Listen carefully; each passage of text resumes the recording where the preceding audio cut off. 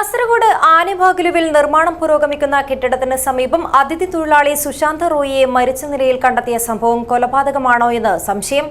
Pariyaram medical college ആശുപത്രിയിലെ വിദഗ്ധ പോസ്റ്റ്മോർട്ടത്തിന് ശേഷമായിരിക്കും ഇക്കാര്യത്തിൽ വ്യക്തത വരിക. മരണത്തിൽ ദുരൂഹത ഉയർത്തുന്ന സാഹചര്യത്തിൽ സുശാന്ത റോയിയോടൊപ്പം ജോലി ചെയ്യുന്ന 10ഓളം തൊഴിലാളികളെ പോലീസ് വിശദമായി ചോദ്യം ചെയ്തു വരുന്നുണ്ട്.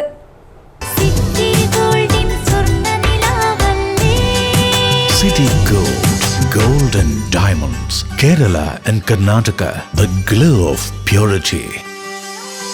തിങ്കളാഴ്ച പുലർച്ചെ 1 മണിയോടെയാണ് ആനഭാഗലുവിൽ നിർമ്മാണം പുരോഗമിക്കുന്ന കെട്ടിടത്തിന് സമീപം പശ്ചിമ ബംഗാൾ സ്വദേശിയും സുഭാഷ് റോയിയുടെ മകനുമായ സുശാന്ത റോയിയെ മരിച്ച നിലയിൽ കണ്ടെത്തിയതായുള്ള വിവരം പുറം ലോകമറിയുന്നത്. പോലീസ് നൽകിയ വിവരമനുസരിച്ച് സുശാന്ത് റോയിയെ വീണുകിടക്കുന്ന നിലയിലാണ് കണ്ടെത്തിയത്. ഉടൻ തന്നെ കാസർഗോഡ് ജനറൽ ആശുപത്രിയിൽ എത്തിച്ചുവെങ്കിലും ഡോക്ടർമാർ മരണം സ്ഥിരീകരിച്ചു. സംഭവത്തിൽ കാസർഗോഡ് ടൗൺ പോലീസ് അസ്വാഭാവിക മരണത്തിന് കേസെടുക്കുകയും അന്വേഷണം ആരംഭിക്കുകയും ചെയ്തു. സുശാന്ത റോയിയെ മരിച്ച നിലയിൽ കണ്ടെത്തിയ സംഭവം കൊലപാതകമാണോ എന്ന സംശയമാണ് ഉയരുന്നത്. ഇതിൻ്റെ അടിസ്ഥാനത്തിൽ സുശാന്ത റോയിയോടൊപ്പം ജോലി ചെയ്യുന്ന 10ഓളം തൊഴിലാളികളെ പോലീസ് വിശദമായി ചോദ്യം ചെയ്തു വരുന്നുണ്ട്. സംഭവത്തിന് ശേഷം കാസർഗോട്ട് നിന്നും ട്രെയിനിൽ പാലക്കാട്ടെത്തിയവരെയും കാസർഗോട്ട് നിന്നുള്ളവരെയുമാണ് പോലീസ് കസ്റ്റഡിയിലെടുത്ത് ചോദ്യം ചെയ്യുന്നത്. ഞായറാഴ്ച അർദ്ധരാത്രി നിർമ്മാണ സ്ഥലത്ത് തൊഴിലാളികൾ തമ്മിൽ വലിയ രീതിയിലുള്ള അടിപിടി നടന്നിരുന്നതായി പോലീസിന് സംശയമുണ്ട്. ഇതിൻ്റെ പിന്നാലെയായിരിക്കാം മരണം സംഭവിച്ചതെന്ന സംശയവും ഉയരുന്നുണ്ട്.